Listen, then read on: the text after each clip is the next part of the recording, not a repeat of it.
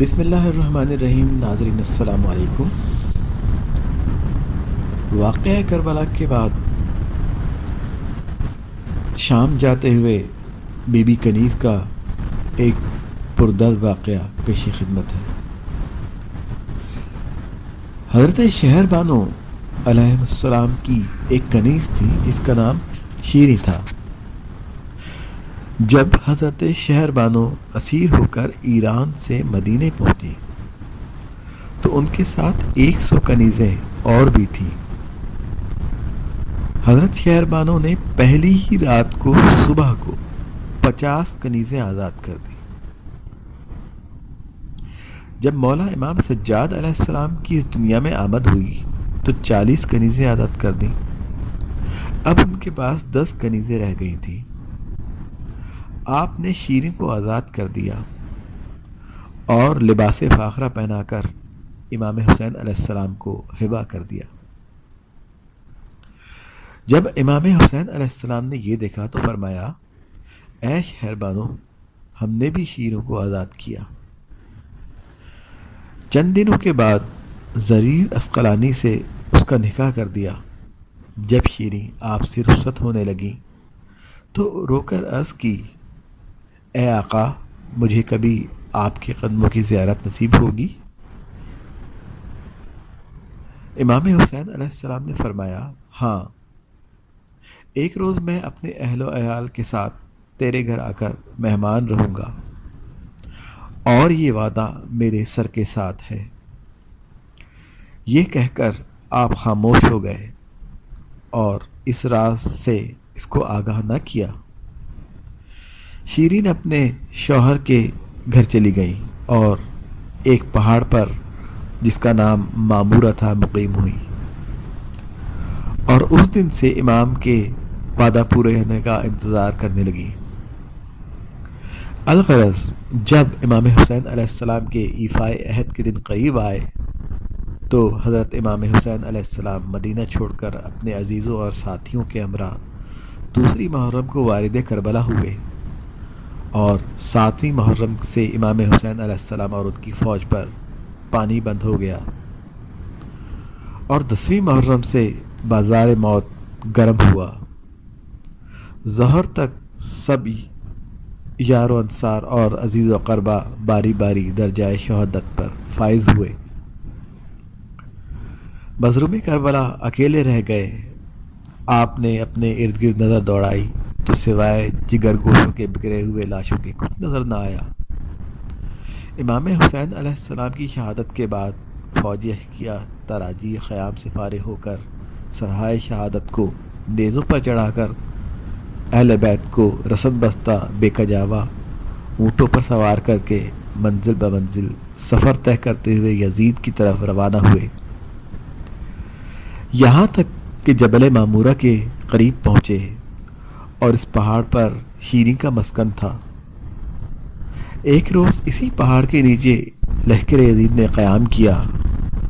محیط الاضاء کی روایت ہے کہ مطابق اسی روز شیریں نے خواب دیکھا کہ حضرت امام حسین علیہ السلام حسب وعدہ اہل بیت علیہ السلام کے ہمراہ میرے گھر تشریف لائے ہیں.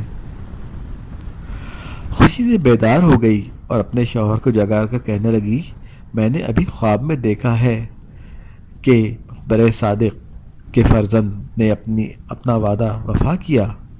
جلد اٹھ، پہاڑ کے نیچے ادھر ادھر دیکھ کہ امام حسین علیہ السلام کی طرف تشریف رکھتے ہیں. زریر فوراً پہاڑ سے نیچے اترا، ادھر ادھر دیکھنے لگا. ابھی کچھ خبر نہ پائی تھی کہ شیریں خود شوق کے مارے بےتاب ہو کر پہاڑ سے نیچے اتر آئی. دیکھا کہ ایک طرف بہت بڑا لشکر موجود ہے اور دوسری طرف نیزوں پر مقتولوں کے کچھ سر موجود ہیں، اور چند بیبیاں باہوں سے منہ چھپائے، سروں کو جھکائے بستر خاک پر بیٹھی گریہ وزاری میں مصروف ہیں،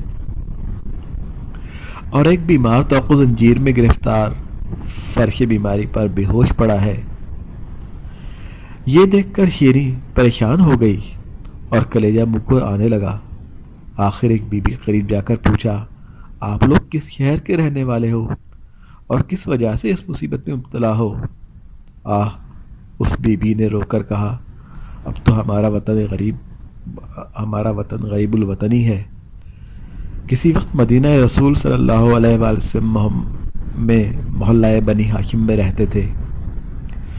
شیریں نے پوچھا، آپ میرے آقا امام حسین علیہ السلام اور شہزادوں اور جناب زینب اور ام کلثوم سے بھی واقف ہیں اور ان کے حال سے بھی کچھ خبر رکھتی ہیں؟